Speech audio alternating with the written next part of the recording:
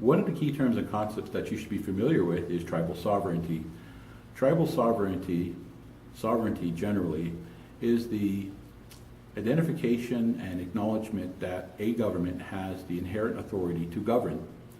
How we govern is quite important in tribal communities. There is a correct conversation and an incorrect conversation related to tribal sovereignty.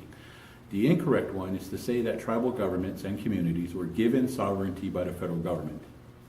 The correct conversation is a recognition of the inherent ability of tribal governments to govern. That authority stems from cultural creation stories, journeying stories related to our tribal communities, whether we're Pueblo, Apache, or Navajo.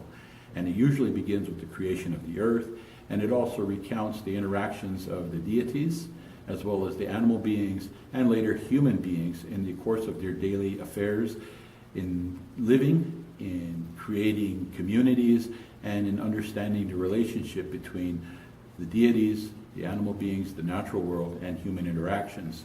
And in the course of these interactions, rules were established on who we marry, who we don't marry, when we have ceremony, when we don't have ceremony, how we interact with one another in times of conflict, how we interact with one another in times of community events. And so these cultural rules establish the heart of inherent tribal sovereignty. A final note is to understand that because tribal sovereignty is inherent, it predates the Constitution of the United States, as well as the creation of many state governments, including the United States government.